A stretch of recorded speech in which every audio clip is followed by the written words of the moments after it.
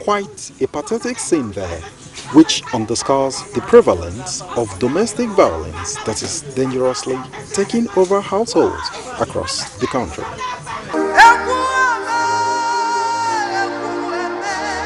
The recent death of popular gospel musician Osinachi Nwachukwu, which has been attributed to domestic violence by her husband allegedly, has further whipped up sentiments against the scourge. It will be recalled that the late gospel music artist was said to have died as a result of cluster of blood in the chest from the kicking she allegedly got from her husband. Circumstances surrounding her death has led to public outcry, with many Nigerians condemning domestic violence, particularly violence against women. According to a 2021 United Nations Women Report, 48% of Nigerian women have experienced at least one form of violence since the COVID-19 pandemic.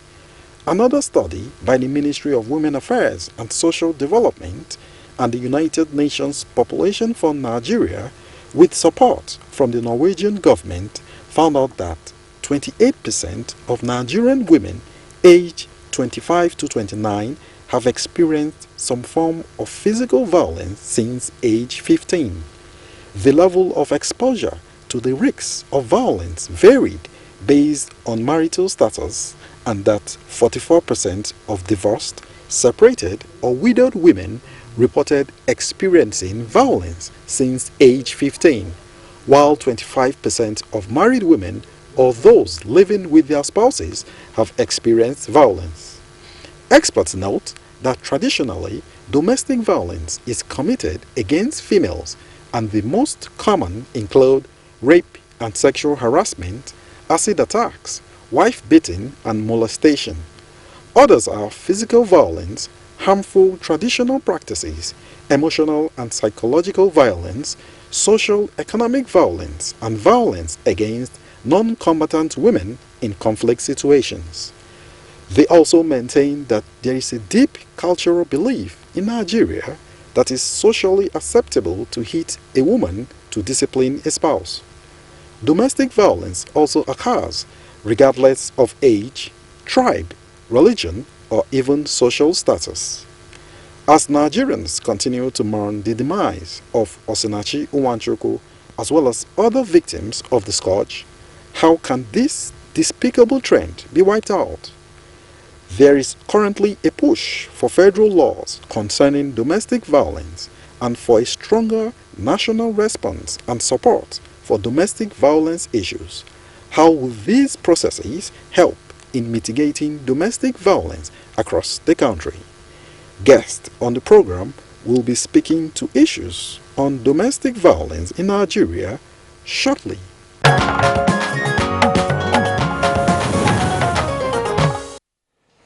All right, thank you very much, Abdulsalam Jibril, for that background. But we have to apologize to our viewers if you found some of those visuals pretty disturbing. They, of course, became necessary to illustrate the gravity of the issue we are discussing this morning, namely domestic violence. We have guests with us here in the studios as well as at remote locations. Let's welcome to our studios one more time Dame Pauline Tallen, the Honorable Minister of Women Affairs. Honorable Minister, we're delighted to have you this morning. Good morning, Kingsley. Good morning, Nigerians. Okay. Also here with us in the studios yet again is Mr. Harry Obe, Director of Women and Children's Department at the National Human Rights Commission. Harry, good morning and welcome. Thank you very much. I'm happy to be here again. Assistant Commissioner of Police, Usman Ahmed Imam, who is the second in command of the 1st Gender Unit at the 1st CID, that is the Criminal Investigation Department in Abuja. ACP Usman, pleasure to have you this morning. Good morning. It's my pleasure to be here. All right. Good morning, Nigeria. And of course, we have Professor Benjamin Ehige of the Psychology Department of the University of Ibadan. He's joining us from our Ibadan studio. Welcome to Good Morning, Nigeria, Prof. Good morning, It's nice being here. Also via Zoom, we have Barrister M.M. Ete, Director of Akwa Ibom State Gender-Based Violence Department, who is as well the Secretary, Akwa Ibom State Gender-Based Violence Management Committee. You're welcome. Thank you. Good morning, Nigeria. All right, ladies and gentlemen, once again, it's our pleasure to have you with us on this topic. And to indicate that the trigger for this conversation, obviously, is the death of Mrs. Osinachi Nwachukwu, who was a very well-known gospel singer. And yesterday on Good Morning Nigeria, we did comment while reviewing the newspapers that the Honorable Minister of Women Affairs had done well in visiting the family of the late Osinachi here in the Federal Capital Territory. Happily, the Honorable Minister is right here with us in the studios, and in the past we had discussed a wide range of issues, of not just of this nature, but around the dignity of the human person. And this morning, Honorable Minister, let's begin this conversation with you. Take advantage of your visit to the home of the late Osinachi Nwachukwu. What did you find? It's so traumatizing, so heartbreaking. The death of this beautiful gospel singer, our dear sister Osinachi, is one death that are too many, and we cannot be silent any longer. When I came into the compound and saw the children, 4 young children, beautiful children, 3 boys, 1 girl. He had so hypnotized the children that they should not speak and they should never say anything that has been happening in the house. I came in with a crew, with all the directors from the ministry and the permanent secretary. And so sad. We did all we could. We met a friend of his there who has stationed himself to monitor what is happening, and a nanny that visits them to take care of the children. So when I was asking questions, the children, I saw that they were not forthcoming. And I now excused everyone out. I said I needed to have one-on-one with the children. So I sent all the children in. I asked the nanny to take them in. I started with the first son. I said, "Do you love your mommy?" He said, "Yes." "Has your mommy taught you to tell lies?" He said, "No." I said, "You know that, is she alive or dead?" He said, "She's dead."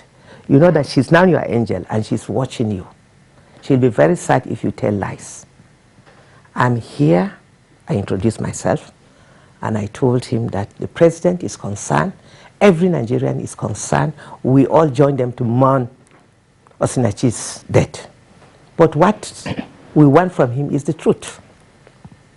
If they want us to help them, all I want from you is the truth. The boy adjusted his seat. He looked at me. I said, "Do you fear God? Did your mom teach you how to pray and speak the truth?" He said, "Yes." Then he opened up. There was nobody, myself, himself, and my permanent secretary. And thank God, my permanent secretary was recording everything. The boy now opened up and said that their dad used to beat their mom, and their mom was always sad. She would always sad and thinking he would beat her and fling her off. He doesn't spare them himself, that he gathered them in the room and will be beating them with a big belt. If the mom comes in to ask him to stop, he will turn back on her, beat her, lift her, fling her up. And that has always been the issue. And that they are always scared, and that he doesn't go out, he's always in the home. It's the mom that runs around.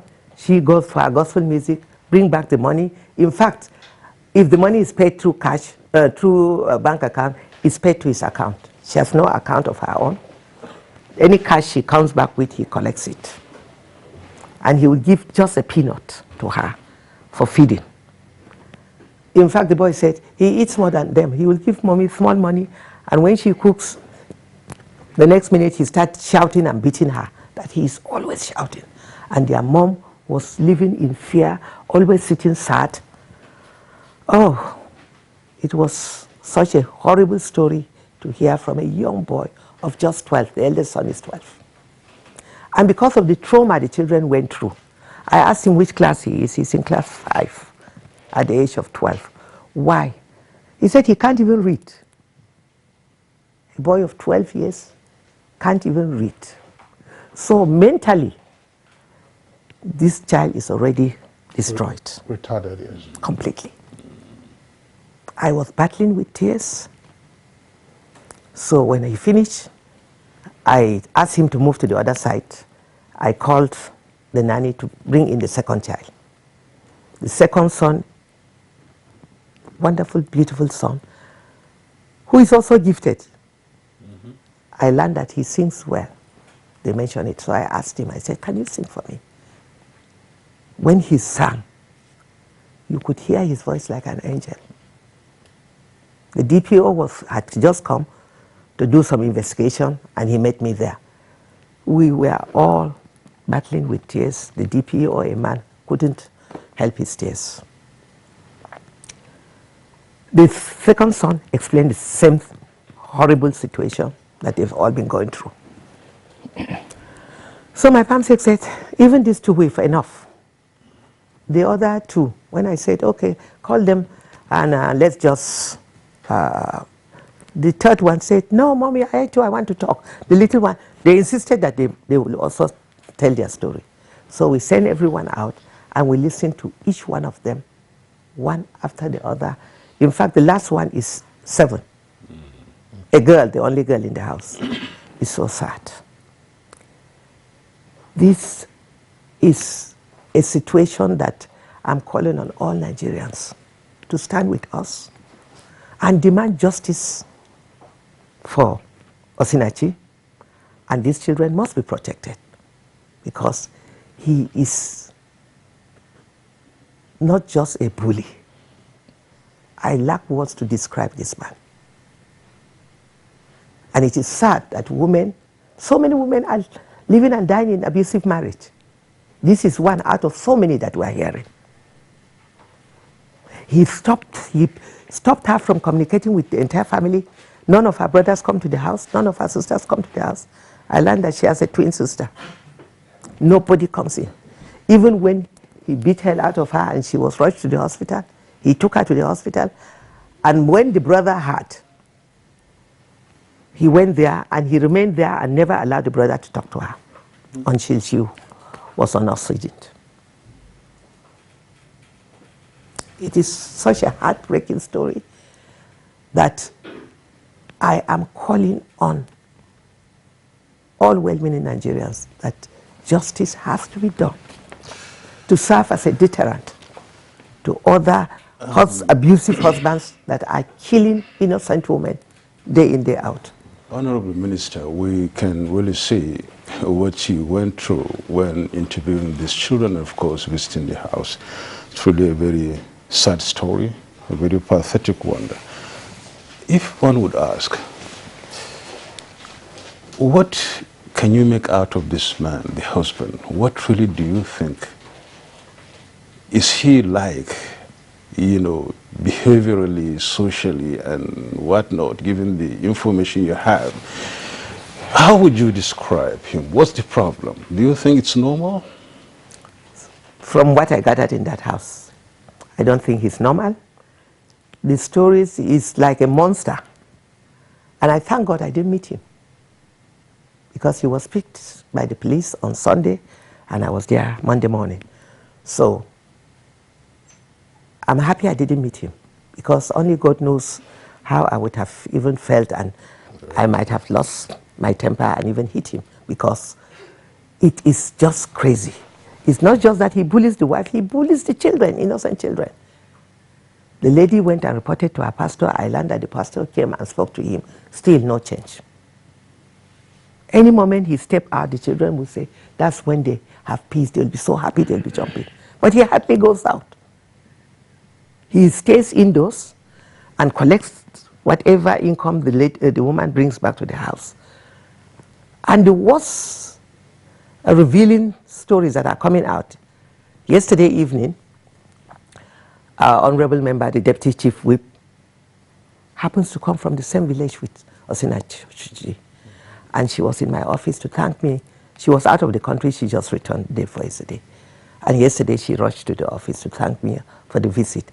And she demanded that I should ask one of my aides to take her. I asked my CSO to take her. When they got to the house, now, with the encouragement I gave the children, they are encouraged to speak out. So more revelations are coming out. And the eldest son went in and brought out an album. He's been married to another woman. Mm-hmm. You can imagine collecting money from her. He's been married to another woman and treating this woman as a beast of burden. Honorable Minister, thank you very much for what you have said. We'll come back to you in the course of this conversation. ACP Usman, you second in command of the first gender unit in the first CID here in Abuja. We don't know that this gender unit was created on account of issues of this nature. What does your blotter say in terms of reported cases and even examples of this kind of horrific domestic violence? Yeah, thank you very much. Like you said, the first gender unit was created in response of following the increase of gender-based violence and sexually based violence. I think the section at the first CID level came up in 2002, and it has grown to a reasonable department now, working with critical stakeholders like the Ministry of Foreign Affairs, Ministry of Women Affairs, the Human Rights, NAPTIP, and other international organizations like UNICEF, UN Women, and what have you, to address this menace. And suffice it to say that the first gender unit has done a lot. It has not only stopped at the first CID level, the first gender unit has worked to establish gender dexes in all the 37 commands of the Federation. We have gender dex, and through UNICEF, UN Women, and other critical stakeholders, more than 2,000 officers have been trained nationwide on how to handle specifically gender-based cases, which includes, it could be domestic violence, it could be sexual-based violence, child abuse, and what have you. Here in the FCT command has been doing very well, and then the first CID has also been doing very well. We've monitored and responded to situations in terms of sexual-based violence, domestic violence, and children. There are a lot of cases that will come to mind when I talk about the about the gender unit. I think not too long there was even a case, because this violence could be women, it could be otherwise. A case that come to mind is, I think about 2-3 months ago, there was a reported case where a child, I think eve of last Christmas, a child, unfortunately, it was even within our midst, where in one of the barracks in FCT here, a child was allegedly reported to have stolen meat from the pot of a guardian, and then she tied the hands of the little girl, soaked the hands into boiled water, rubbed it thereafter with salt, tied the hands, and allowed the child in a room for about number of days, that the hands was even decomposing, until the matter, people got to know about it, burst into the room, and then the matter got to the police, and then to the Day Police Hospital, where the doctor saw they couldn't handle it, and it was moved to the General Hospital. Because at Day Police Hospital and Kubwa General, especially Kubwa General Hospital, when we took the victim, they were like, they're going to cut off the hands. Thank God the police doctor was up and doing and refused that and said she needed a second opinion. That lady was rushed to the National Hospital where cosmetic surgeons came in. To the glory of God, the hands were rescued within the limited resources and constraints we have. We were able to make sure that. So it is actually in the increase, but we are doing our best. I think all hands need to be on decks. Critical stakeholders need to come in so that we see what could be done to address this situation. It is sad, it is disturbing and alarming. Well, thank you so much, ACP Usman Ahmed. We shall really be back in a moment to discuss more rather about the domestic violence issue. Harry Obey, you've heard the Honorable Minister speak, at least you also had ASP Usman, spoke about one of the sad experiences, one would say, because as he was telling us the story, the feeling inside is really terrible, and you start feeling yourself, is that a human being doing that to a fellow human being? You are in charge of Women and Children's Department of the National Human Rights Commission. These are gory stories. How do you approach them? Thank you very much. If you listen to the Honorable Minister narration of her experience when she visited the house, it only tells you what even responders go through. Because as a human being with conscience, when you see some of these victims and then the circumstances that led to the violation, except you're made of steel, it's sickening. So this is part of the traumatic experience that responders go through. And my desk and my office is not isolated from that. So periodically we go through some debriefing psychologically to get our humanity back. Because there are tendencies to either you break down because of frustration, you want to do a particular thing, you can't do it because of limitations of the circumstances around you, or you get to a level where your empathy begins to diminish. That is because you have seen the cases over and over again. Some cases, the new cases that come to you, they don't really affect or move you the way you should be moved. And so you get to that level of sympathy fatigue or empathy fatigue. So it is a very troubling situation for both responders and the sufferers or the victims or survivors of violence. It speaks to one thing, that every human being, when they say we are higher animals, sometimes you begin to agree with people that actually say that, because there's a potential of every human being to oppress the other person. The only thing that deters people is the certainty of accountability or punishment when you err. So, but there are some that you come face to face with and begin to wonder, is it possible for a human being to sustain this level of attack on another human being? And begin to wonder whether they are really normal. So it calls for collective response from all stakeholders in terms of watching out and ensuring that when it happens, let it be punished, for others to see that, look, this is an example. If you act this way, you should expect reactions from government or stakeholders or responders this particular way. It is a very disturbing situation. Some few weeks back, I was on a program with the Honorable Minister, and we gave statistics of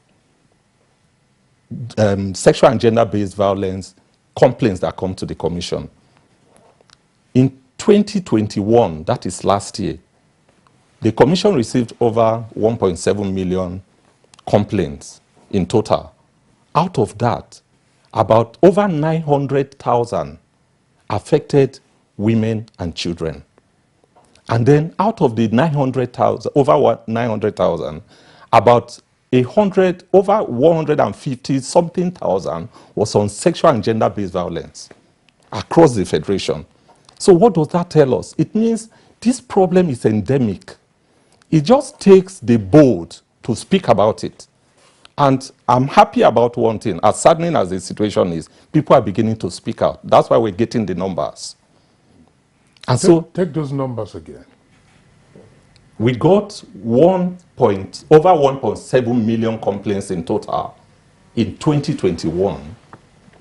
Out of that 1.7 million, over 900,000 was on women and children.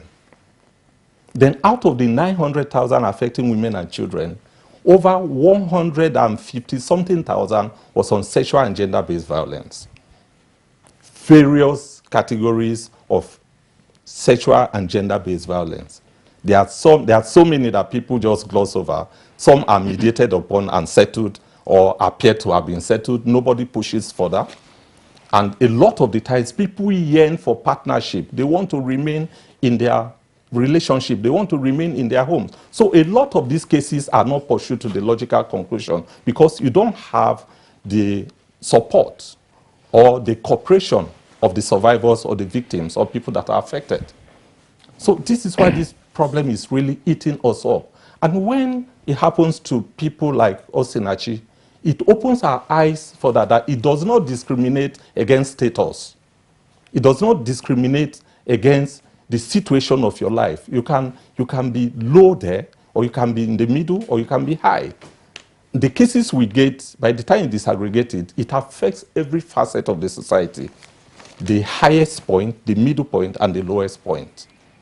All right, Harry, Obe, thank you very much. We'll come back to you. Let's go over to our Ibadan Network Center, where we allow introduce Professor Benjamin Ahige. He's a professor of psychology at the University of Ibadan and also a regular guest on Good Morning Nigeria. I know, Prof, you would like to make a general comment on issues of domestic violence from the point of view of psychology. But let's begin with the specific. I mean, I'm sure you listened to the narration by the Honorable Minister of Women Affairs with regard to what she has come to know and what we already now know about the situation in the home of the late Mrs. Osinachi Uwachuku. What do you make of that toxic environment? Thank you very much. It's a very pathetic situation. In fact, our narratives today were just so emotionally disturbing of what transpired in the home of Nwanchuku. But there are some issues that came to my mind while she was giving her narrations.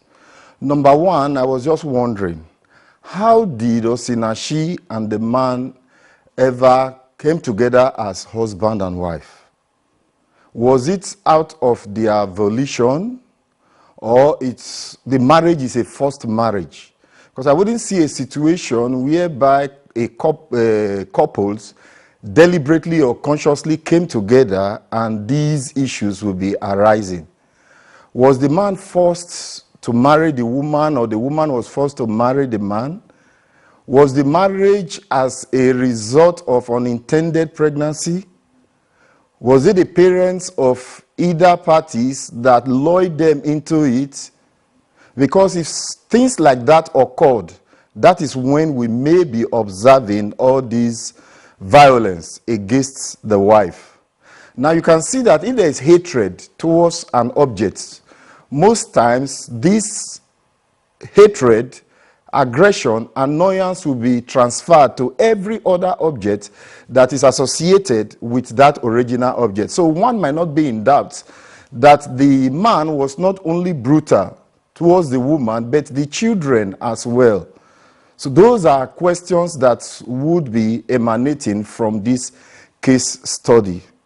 And while the man has some blames, personally, the blame should go more on those who happen to have knowledge of these occurrences and did not cry out to help this family, especially the woman.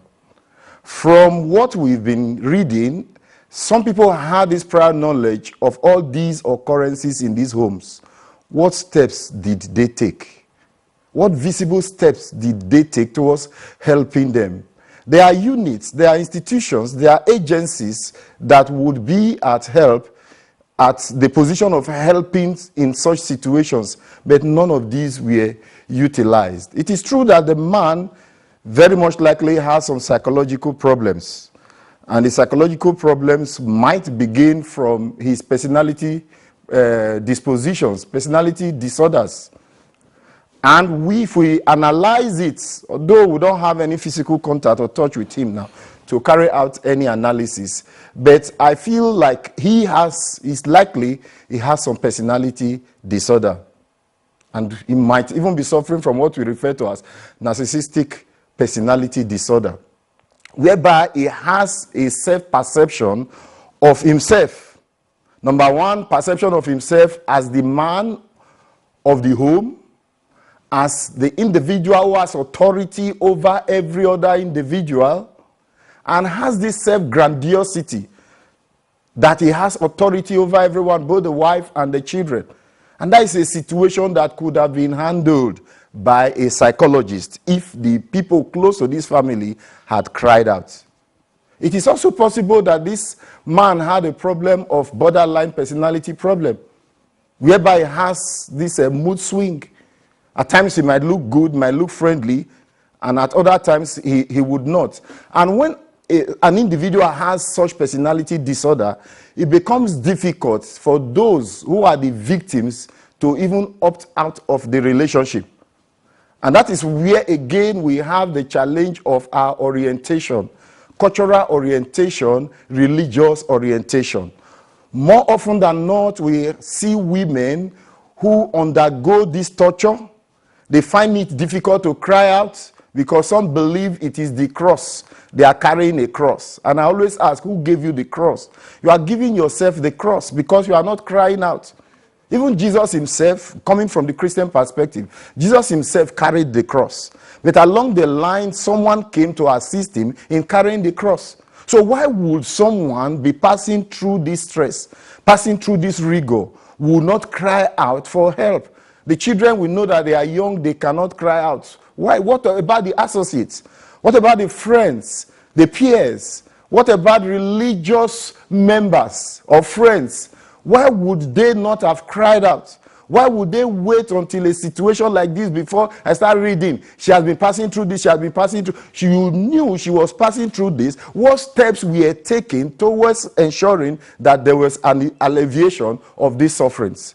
And this turns down to man not being considerate for man. Man not being empathic. Man not having that feeling, human feeling that ought to be. This is a situation of like a human animal living with an animal in the same environment. It's quite unfortunate that all these had happened. And now we are looking at punitive measures and so on. What punitive measures might be okay just to serve as deterrent, but the injury has been done. The error has been committed. This woman is no longer alive to be useful to the society. And from this analysis, I want to even see that she became so endowed with her skills because she had to transfer the love she could not get at home, the love she could not get from the husband. She had to transfer it to another object. And that might be responsible for why our skills, our abilities, our dexterity became so pronounced that today she's a national figure. I will just stop here for now because it's so pathetic. So much, Prof. I wish I could just come down to the Honorable Minister, but we have a guest too, through whom we are reaching via Zoom. Barrister M.M. Etay, Director, Akwa Ibom State Gender-Based Violence, who is also the Secretary, Akwa Ibom State Gender-Based Violence Management Committee. You've had the submissions. The stories have not been that good enough, and of course, it's stories that, these are stories that, touch the heart and indeed, seeking or looking for solutions and answers, at least to mend some of these things. Now, tell us, what's the feeling deep inside you when you had this story and then when you had these, expositions this morning? And indeed, being at the center and, managing a committee on that very aspect, how's the feeling? Well, it is something I deal with every day. And as the days go by, we get worse. The brutality gets worse. In fact, 2 days ago, we were dealing with a man who inserted a heated iron into the private parts of his wife. And today we do not know if she's going to survive. And the numbers are rising. The numbers are rising. We have people, we say when women or men face brutality, they should leave the place of abuse and go somewhere else. But we've also had cases where these women leave their homes to other places and their husbands still chase them to where they went for safety and kill them. We have 2 cases where the husbands have killed their wives after they had left their homes. So it's getting more brutal. And I want to tell you that we have not had one case, one conviction in any domestic violence case because the victims or survivors have refused to prosecute to the end. Some of them might want to settle, even if they want to leave the marriage. They will say, okay, look, I want to leave the marriage, but let us just settle. I don't want you to prosecute my husband. I don't want you to prosecute my wife because I want him here. I want her here to take care of the children. I don't want our family name. We don't want this. We don't want that. And because of that, we do not have convictions to act as a deterrent to other people who might want to toe this line. And then the police and other law enforcement agencies are not helping the matters. They are not helping the matters at all.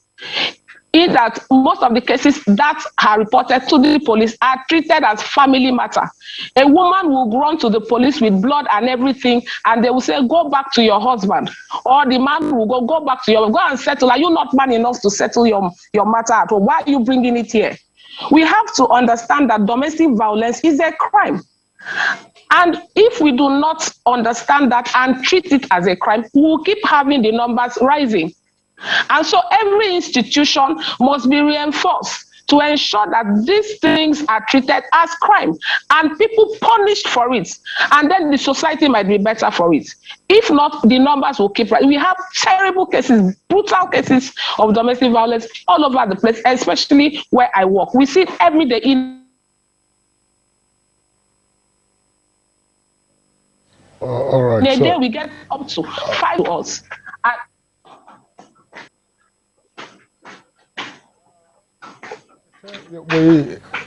We had a freeze on the connection to you, but if you are back on, you can continue what you were saying. Now that all right, we understand that that connection is lost temporarily. If you do come back, of course, we will take examples from you. If you're back on now, all right, so let's hear you. I don't know where I was. The connection got lost, where I was when the connection got lost. But I want to say that institutions for law enforcement should be funded so that the police and other law enforcement agencies can respond in a timely manner to domestic violence cases. And then officers and people who man this desk should be trained on how to manage victims or survivors who come to them to report. Because a lot of them do not have empathy. And then people who come to report go home more traumatized than they got there. So that if they get to hear another victim who wants to report, the person will say, don't go because I did not get justice. So Nigeria must be seen to be responding to domestic violence as a crime and not as a family matter. And except we get to that point, it will not get better. The numbers will keep rising. Emma, thank you very much. You've raised a number of very valuable points like the other guests. Well, let's come back to the studios. I know my colleague Nandaba was saying that he wanted to pitch with the Honorable Minister. But Honorable Minister, listening to the views of the other guests, I know that you also have some other points to make. you see straight away that you have some major task on your hands. You've always handled this task, but on the issue of domestic violence, the table is much broader now. And when you listen to all these horrific stories, including the one that Ete just said a while ago, you're asking yourself, look, there are gaps here. So what is it that you are seeing, and what therefore the challenge would be, not just for your ministry, but indeed for the National Council for women, that's to say your colleagues who are commissioners in the states, and then also right down to the local government area. Harry Obey told us a while ago, 1.7 million complaints. That's if you were to proportionate that to the population of the country, you can see that that's pretty high a figure to be dealing with. Honorable Minister, let's listen to you again. Thank you very much. What Harry says is true, but it's even more. It's scary, it's frightening. When you come to a situation room in the ministry, we have a situation room with data on daily basis across the states. It is so depressing, and we cannot keep talking. It's a time for action. Enough of this. I'm happy the police are listening. The frustration from victims is so much. But I'm happy so far, since this issue of Osinachi's case has come up, what I'm getting, I'm impressed, and I hope we will maintain that tempo with the police. It's now in the CID division, and the officer in charge has vowed and promised me that they will ensure that justice is done. We will not sleep over this matter. Osinachi death will not go in vain. So many have died. So many have been living in denial, and they've died, and the increase in cases of gender-based violence is on the increase, that we cannot afford to ignore this. It is a societal problem, and it must be handled by all well-meaning Nigerians and men of conscience. I'm happy when I stepped in here this morning, I met the two officers that are with me here. I said, I'm happy that those you've invited to speak with me in this room are all men, because we need the men to now speak more on this issue, because it is the men that have been traumatizing women, and the number is on the increase and is no longer acceptable. We cannot be silent. You've heard what MM have said. A man putting hot iron into the private part of a woman. I mean, this is unhuman. He's a monster. He's an animal. And you tell me that you are investigating, you are looking into the case, you want to... Justice delayed is justice denied. These are clear facts that the victim should have justice instantly. Any delay is against all human rights. Okay, Honorable Minister, thank you so much. Let's hear from ACP Usman Ahmed Imam. I don't want to say it's an accusation going to your department or your unit up there, but it's always the case that most of the time, when such cases as MM has put forward, when such cases go to your desk or to your people in your stations, it's always been advised that it's a family affair, you go and settle it, and most of the time you find settlements out of court, and that brings about no or less conviction of, victims, or rather, not victims really, of the perpetrators of such heinous crimes. And of course, I don't know, why do the police always want to say it's a family affair? go and settle it at home, get it out of court, get it out of the police and whatever. And traditionally, Africans are known to, to be that, humble enough to always remember the children, remember the husband, no matter how wicked or brutal he is. And then they go back again, and it doesn't stop it. So the numbers keep rising. Imam. Thank you very much. The police is one of the oldest, not even one, the police is certainly the oldest law enforcement in Nigeria. It dates back to even before Nigeria. Before now, most of these cases were handled by what we call the JWC, that is Juvenile Welfare Center. But as a result of the emerging trends in sexual, gender-based violence, child abuse and what have you, the police responded adequately. And I think in 2002, the police established for the first time, the Nigeria police established at the first CID level, the Apex Investigative Department in the Nigeria police established a gender unit.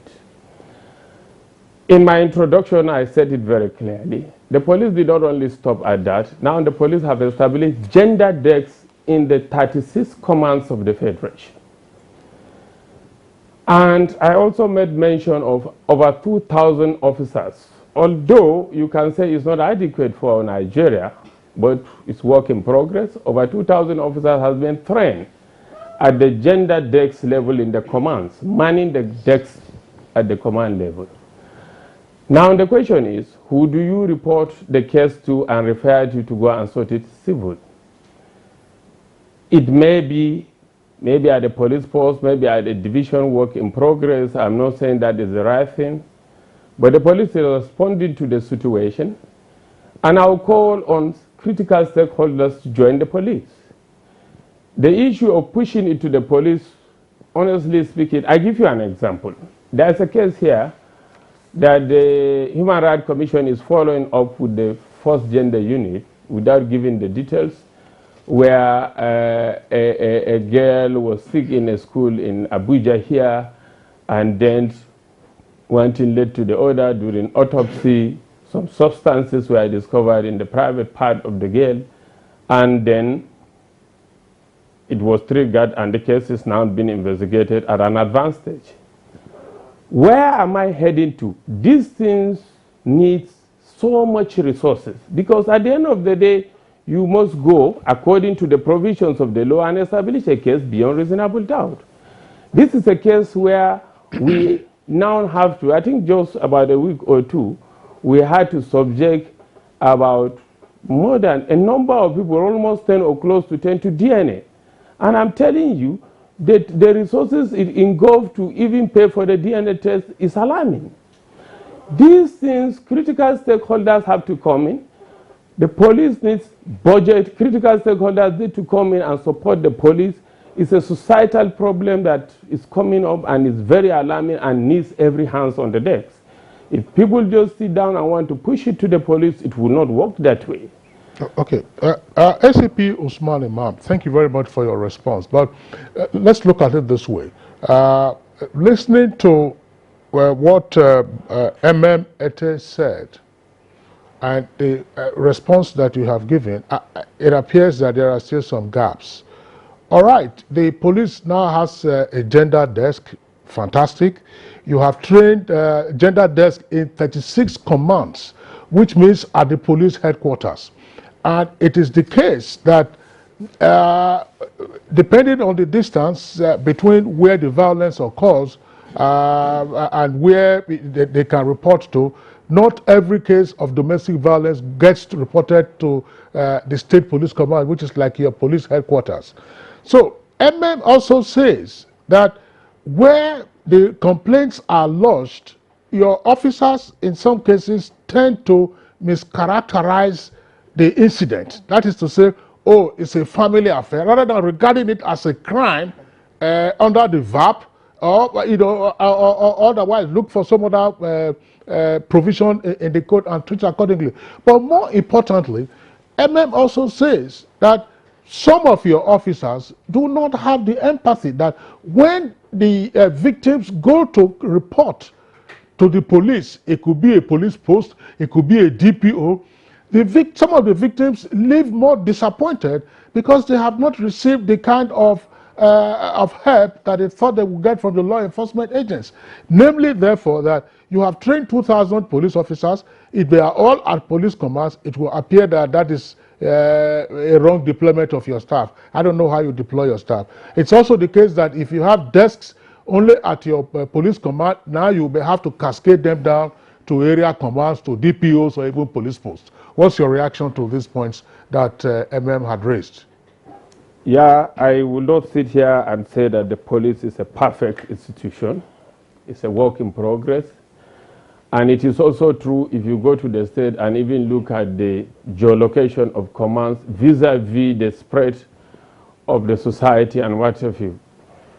The distance can be much, and then services that is qualitative services that may be available at the command level may not be available at the divisional and local police force.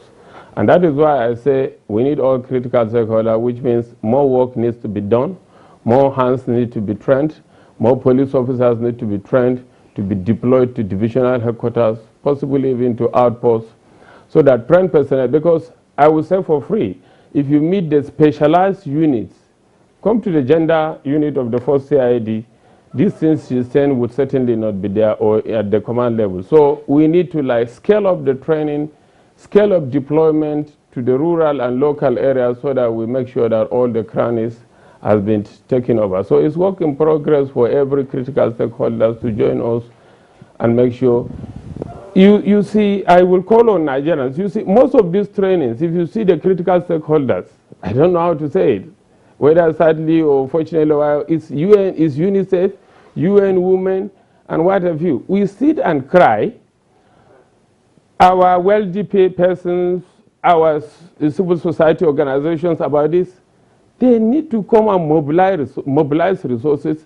They also need to mobilize national resources towards this menace that has become a serious problem so that these adequate trainings and funding is given to solve this problem. And beyond that also, I must also touch this issue that you said of convictions and what have you. It is also true that most of these cases, even where you have the training, once you scale them up and you start training, investigating and what have you, gender-based cases, people will come in from family units, they want to withdraw the case, they don't want to continue. The case I said, I made reference of, there are interventions here and there, we don't want, if this one lost a job, but for us, we've allowed the process to take its course and what have you. But honestly, there are interventions, there are sabotage even from within the people who are supposed to encourage these cases to its logical conclusion. So yes, there are gaps. The police is doing everything possible to close up the gap, and we are also calling on critical stakeholders to join in the crusade. Imam, before we take the break, maybe briefly you could just comment on this. If such, continues, I mean, one could just fault the issue of speedy dispensation of justice in this regard. If you just move on swiftly with these cases, and they are now in courts, I mean, you are more or less like off the hook if it's there and taking real progress. Yeah, we are doing everything possible. This also gives me the opportunity of recent. One of the things we did in the first gender unit, we realized how slow sometimes it is to even vet our cases and file them in court.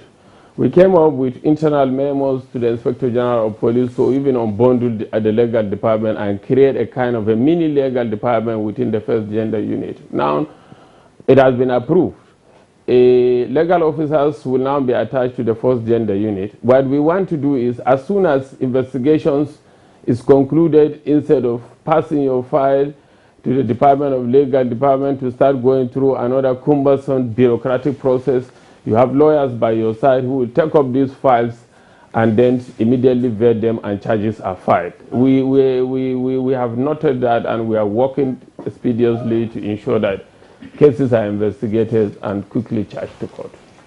All right. Thank you very much, Usman Imam, for your response. We're going to take a short break now. When we return, we'll continue with the conversation. Welcome back. We're discussing this morning, domestic violence in Nigeria, and of course, if you've been following us, the stories have not been really palatable, and indeed, we're trying to see or find solutions and get these cases really speeded up, and then have more figures to talk about. But Honorable Minister, I earlier on wanted to take you up on some issues raised by Professor Benjamin Ehigwe from Ibadan. He mentioned, rather when he was just analyzing the situation, he sort of heaped the blame mostly, although the damage has been done, we're trying to see how we can forestall future occurrences.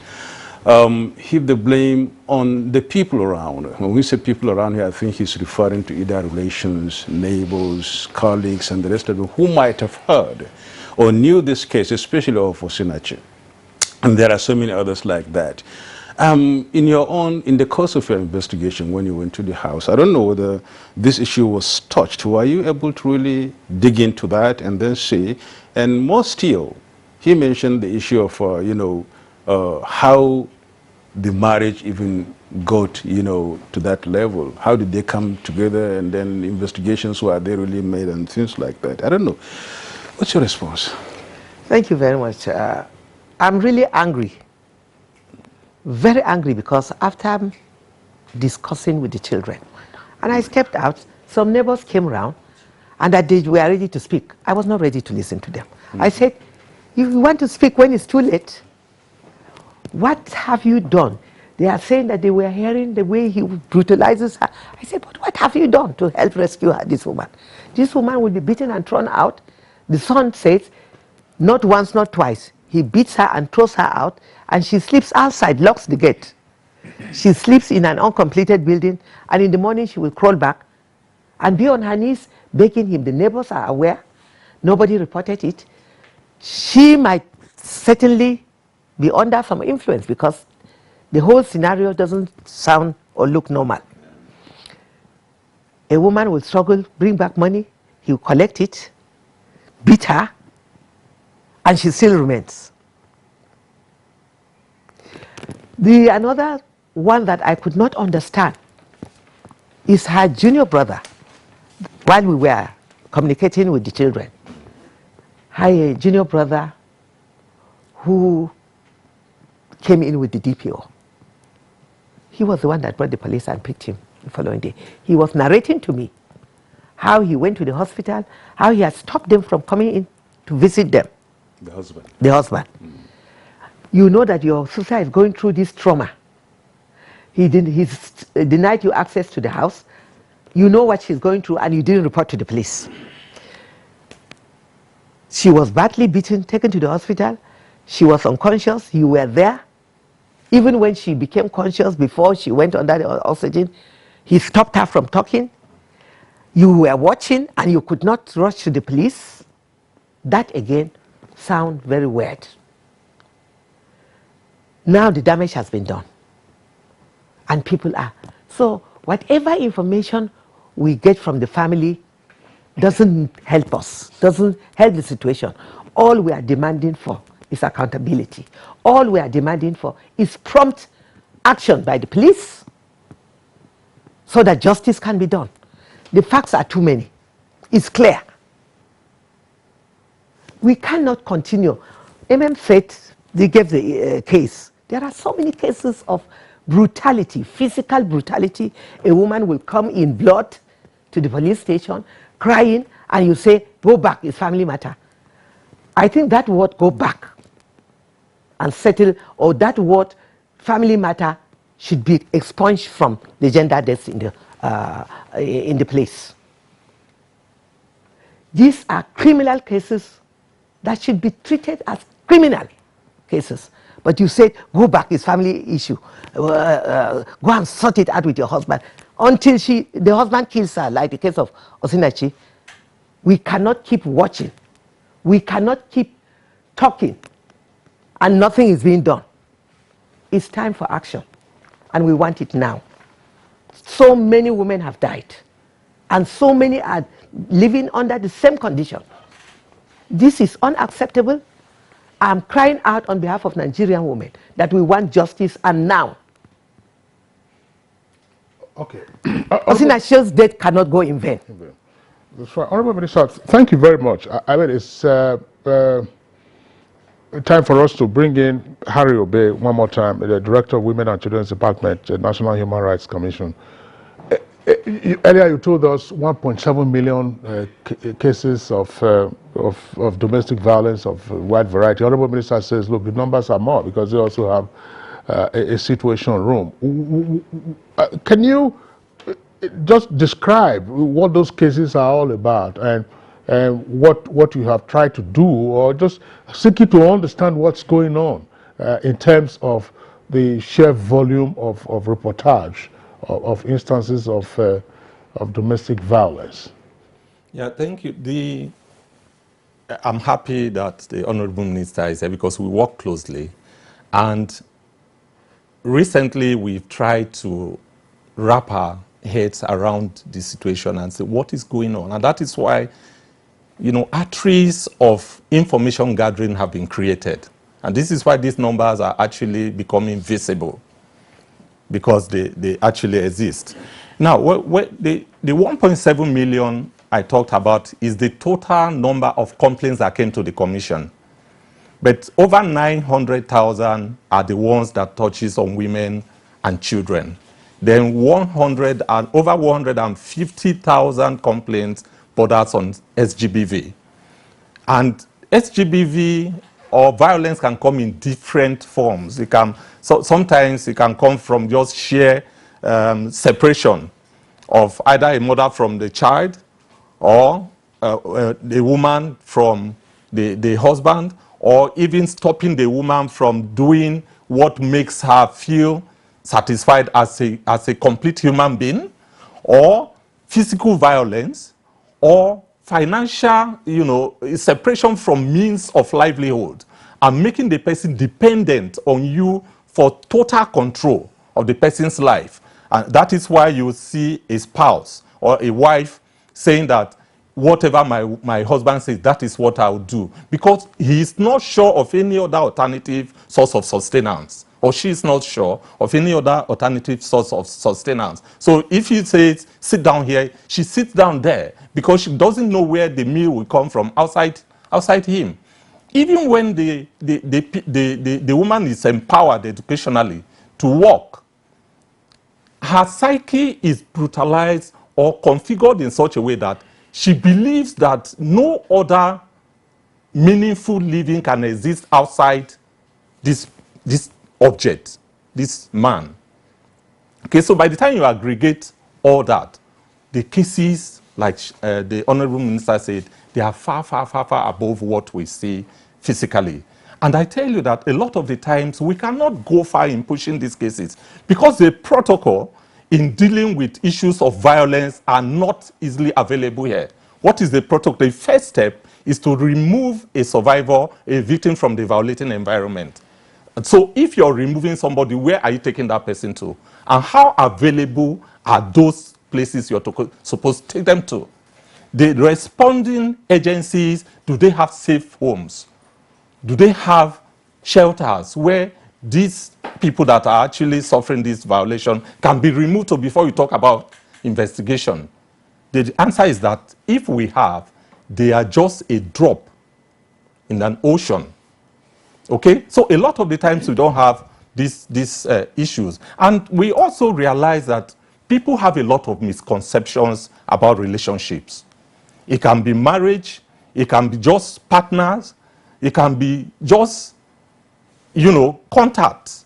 And they believe that their obligation to remain in it cannot be broken. There's no such relationship in the world. If you look at relationship from the perspective of a partnership or an agreement, there's no agreement, good agreement, that does not have a walk-away clause, whether divinely ordained or even humanly arranged. If such exists, then it is bad partnership or bad agreement by any definition. And we know that torture, and I need to use this example, at the international level, when you're talking about responsibility and then defense for any action of human being, torture is not excusable in any circumstance. So look at violence from the perspective of torture. If you're experiencing any form of torture and somebody says you should endure it, or someone says that, okay, I was provoked, that is not enough justification. Walk away. You already have the responsibility to defend yourself first. And then a lot of the times when it has happened, we tend to blame the victim or the survivor. We have to understand the psychology of violation.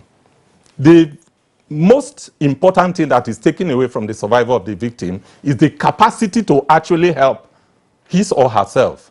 And part of the help is reporting or crying out. Your capacity is diminished in such a way that you are not able to take the rational steps that you're supposed to take. So sometimes you'll be wondering, how come this person that is this educated did not take the right steps? It's because of the effect of that violation. And then there are secondary victims. Even their family members can become confused as a result of the violation. So the steps that they should naturally take or rationally take, they don't, their capacity to do that is diminished. So this is where the role of neighbors or onlookers come in. So if we conscientize ourselves to know that a victim of violation or violence especially, we need our steps or our help to get out of it, then you begin to report when ordinarily it is not supposed to be your business. Then when you report, then we'll be able to achieve the type of accountability that the Honorable Minister talked about, or what our law actually expects us to do. Okay, thank you so much, Harry Obe. Let's move over to MM and then maybe get our final thoughts on this whole issue. MM, can you please maybe weave your final thoughts on the issue of the law this time around, Lantia Barrister Floto. And we going through some of these investigations, we could see some irregularities, especially in states. And across the nation, some states must have gotten some laws against that. Some do not have it. And even those who do have it, we have issues of irregularities as regards, the provisions. Tell us, what do you think about these irregularities and how are we supposed to approach it? Okay, for now, the Violence Against Persons Law or Act has been adopted in most states.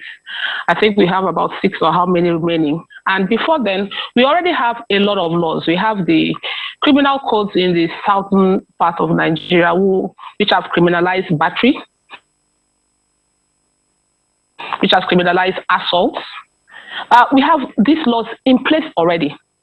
And so what we need is the implementation of those laws. Every crime concerning assault on persons is already there and can be used to prosecute cases of battery, because when someone hits another person, that is battery. Or if it is just a verbal or emotional abuse, it is assault and can be prosecuted using the laws on ground. We have enough laws. We have enough laws, and those laws to some extent, in some sense, are not irregular per se. Like the Lagos State has the domestic violence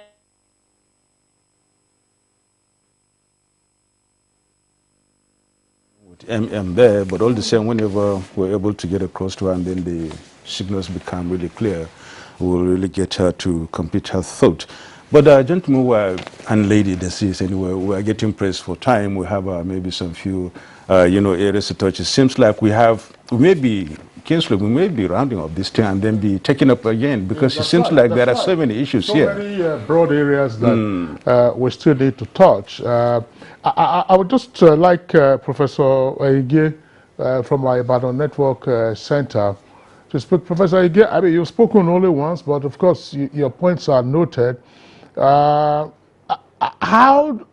do you, for instance, I mean, just to share numbers that have been talked about this morning, 1.7 million of reported cases. The Honorable Minister has indicated that those numbers are in fact higher. Reported cases of violence, and the example also given by MM of the hot iron, being used to torture a spouse. How do you explain this? I know there is also the other issue arising from the Osinachi case to say, look, for children who have already been traumatized by the violence visited on them by their father, how do we look after them? How does society or how does the government come to their aid? And the points also raised by Harry Obe, some of them we may keep in escrow and deal with them when we roll over this subject, but just pick and choose the ones that you find suitable for you to respond to. Namely, how do you explain what is going on and what can be done? Is it to walk away from an abusive relationship? Thank you very much. In a way, there seems to be more emphasis on the legalistic approach towards managing this domestic violence. But I would a little bit differ from legalistic approach, because before a marital problem leads to violence, there would be some lower level of marital dissatisfaction. And that aspect of marital dissatisfaction is what the helping profession could be able to ameliorate before it degenerates to violence. For instance, let me use this opportunity to appeal to the Honorable Minister of Women Affairs that the matter of marital relationship and conduct, it will seem to wait until when there is aggression displayed in homes before we start getting interested. I'm of the view that marriage counseling ought to be part of, I don't know whether the policy or whatever way they will bring it. There are many people who get into marriages without having knowledge of what marriage is all about. Some get into it with their own personal cognition, for instance, that a man is the head and a man has the capacity of doing whatever he wants to do. A man once said, if I beat my wife, there's nothing wrong with it. After all, I can beat my children. Is it my wife that I cannot beat? What is that connoting? It's connoting that the wife is not really part of the family. If I could beat my children, then I could beat my wife. So we need a system whereby the helping profession will be put in place to assist people who are going into marriages. It could be at local government areas. There should be institutions, even in health centers, community health centers. There should be a way in which some helping professionals could be placed there, such that when people have marital issues, they will be enlightened on where to go. You don't wait until things degenerate to violence before you start attending to it. That's the area I'm a little bit opposed to, because when you are taking legalistic approach, you are going to try the offender and so on. At the end, maybe the offender is sentenced, is jailed and so on. You now leave the family to become more of a single parenthood, which might not be also good for the family. So it's better to prevent the occurrence of violence. And how do we go about this? Let us institute a system whereby we have the helping professionals, like the psychologists, we have the counselors who are placed in locations whereby those who have marital issues can easily go there. They could lay their complaints, and through psychological tests, we'll be able to analyze the problems they have. We can arrange for cognitive sensitization. We could also call for family therapy, whereby every member of the family will be brought together and the matter will be looked into. When we have these facilities in place, it will reduce the amount of violence that we have now. The system is so difficult now. The economy is difficult. At times, this violence occurs as a result of displaced aggression. The man is unable to achieve what he thought he should achieve, and there's no one he could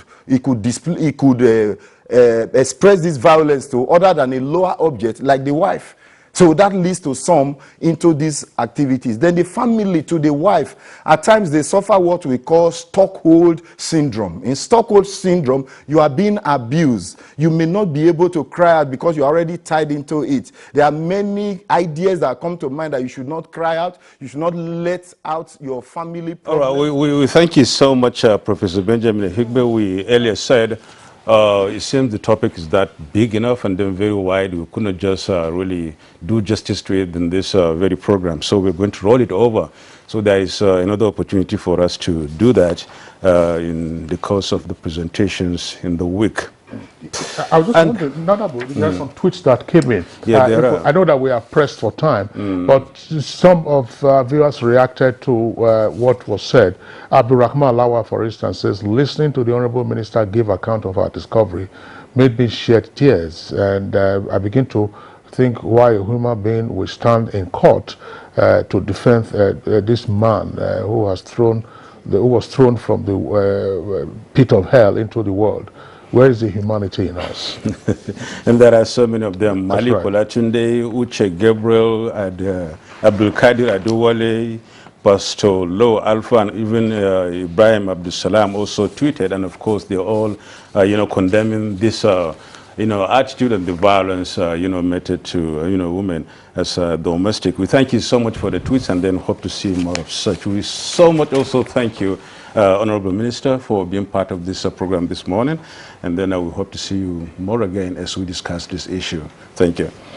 So also Hari Obe, Director, Women and Children Department, National Human Rights Commission, Abuja. We thank you so much for being part of this.